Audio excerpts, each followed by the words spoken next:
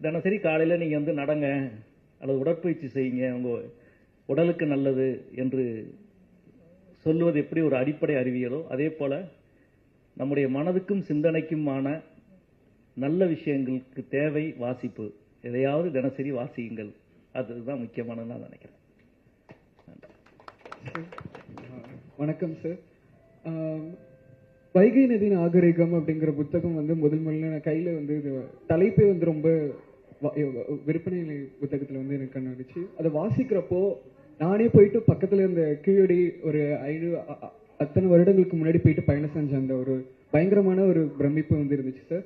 அதில் வந்து நீங்கள் வந்து குறிப்பிட்டிருப்பீங்க அமர்நாத் ராமகிருஷ்ணன் சார் கூட போயிட்டு நீங்கள் டைரெக்டாக அந்த களத்திலேயே போயிட்டு நீங்கள் அந்த கீழடி அகழ்வை பற்றி மேற்கொண்டீங்கன்னு. அதில் உங்களுக்கு ரொம்ப மறக்க முடியாத இல்லை ரொம்ப அந்த அனுபவத்தில் உங்கள் இந்த நிகழ்வு வந்து ரொம்ப நெருக்கமானது இல்லை கீழடியில் வந்து ரொம்ப பிரமிப்பான ஒரு நிகழ்வுன்னா நீங்கள் பகிர்ந்துக்கணும்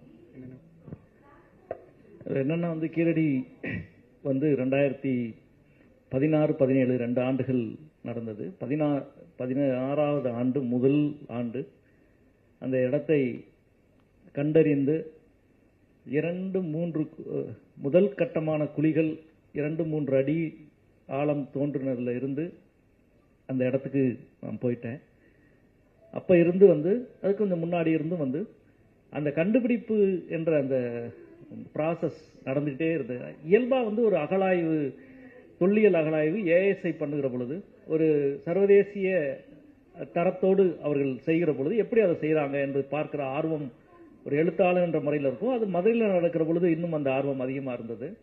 இதற்கு முன்னால் 2005வது ஆண்டு நினைக்கிறேன், ஆதிச்சநல்லூரில் நடந்த பொழுது பேராசிரியர் தோப்பா அவர்களோடு இணைந்து அப்போ ஏஎஸ்ஐ நடத்தின அந்த அகழாய்வை போய் பார்த்துருக்குறேன். ஆனால் மதுரையிலிருந்து போவது என்பது ஒரு பெரிய ரொம்ப நம்மளுக்கு போதுமான நேரம் ஒதுக்க முடியல. ஆனால் அந்த அளவுக்கு அது அப்பயும் அது ரொம்ப சின்ன அளவுக்கு தான் நடந்தது. கீழடியில் ஒரு மிக விரிவாக ஒரு பெரிய டீம் வந்து உட்கார்ந்து அவ்வளோ பெரிய விஷயங்கள் பண்ணுகிற பொழுது ரொம்ப இயல்பாக ஒரு அகழாய்வு எப்படி நடக்கும் அப்படின்னு தெரிஞ்சுக்கணுன்ற இடத்துல தான் நாங்கள் தினசரி ஏறக்குறைய வாரத்தில் ஒரு 5 நாள் 4 நாள் 6 நாள் அங்கே தான் இருப்போம். அந்த கண்டுபிடிப்புகள் ஒவ்வொன்றும் ஒவ்வொரு கண்டுபிடிப்புகளாக நிகழ என்னவா இருக்கும், இதுவா இருக்குமா, அதுவா இருக்குமா, எப்படி இருக்கும் அப்படின்ற அந்த 2 ஆண்டு பயணம்ன்றது ரொம்ப முக்கியமானது. அப்படி அந்த பயணத்தில் நீங்கள் 2017க்கு பிறகு இந்த கீழடின்னு ஒரு விஷயத்த எப்படியாவது எல்லாத்துக்கும் தெரியப்படுத்திடணுமேன்றதுக்காக அவ்வளவு அந்த காலத்தில் பேசியிருப்போம், வந்து கூட்டங்களில் பேசியிருப்போம். இன்னும் சொல்லப்போனால் இந்த கீழடின்றது தமிழ்நாட்டில் தான் இருக்குன்னு தயவுசெய்து யாராவது தமிழக முதல்வருக்கு சொல்லுங்க அப்படின்லாம் ஒரு கட்டுரை எழுதியிருக்கிறேன் நான். அப்படி ஒரு பெரிய தாகத்திலிருந்து தான் ஒரு முறை ஆனந்த விகடன் ஆசிரியர், ஆனந்த விகடனுடைய நிர்வாக ஆசிரியர் மரியாதைக்குரிய சீனிவாசன் அவர்களிடம் வந்து கீழடியை பற்றி சொல்லிட்டு இருந்தேன், இப்படி ஒரு விஷயம் நடந்துக்கிட்டு தமிழ்நாட்டில்னு. அப்போ தான் வந்து அவர் வந்து சொல்லி முடிச்ச உடனே வந்து அந்த வாரமே தயவுசெய்து இப்போ அறிமுகப்படுத்தி எழுதுங்க அப்படின்னாரு.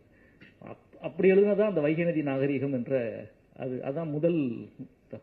நீங்கள் 18 வரைக்கும் அந்த அடுத்த வருடம் கைவிடுகிற வரைக்கும் வந்து அது பெரிதாக வெளிப்படுத்தப்படலை. அதில் இருக்கிற எல்லாமே ஆச்சரியம்தான்.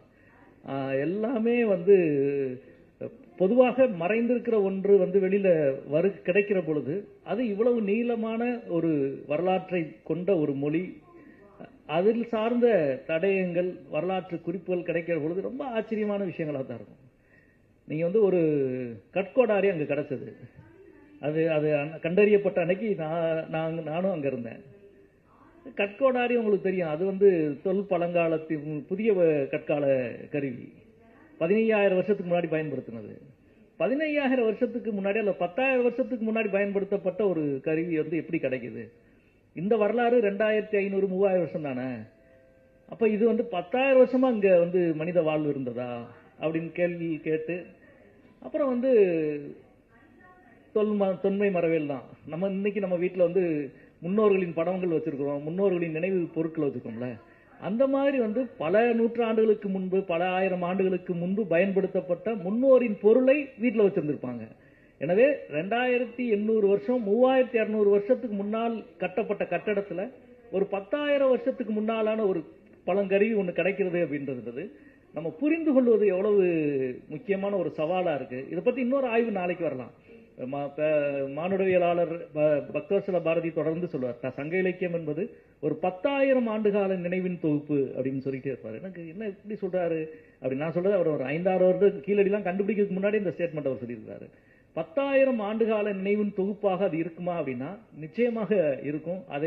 அதை விட கூடுதலாகவும் இருக்கும் தான் நான் நினைக்கிறேன். எனவே கீழடி கண்டறியப்பட்டதில் இருந்த வியப்பு, அதை பொது சமூகத்துக்கு கொண்டு போய் சேர்க்க வேண்டும் என்பதில் இருந்த ஆர்வம், அதற்கான முயற்சி, இதெல்லாம் வந்து அந்த ஒரு 3 ஆண்டு காலம் ஒரு பெரிய சுழல் மாதிரி அடித்தது. ஆனால் மிகச் சரியாக தமிழ் சமூகம் வந்து கீழடியை பற்றி கொண்டது என்பது மிக மகிழ்ச்சியான ஒரு விஷயம் என்று நான் நினைக்கிறேன்.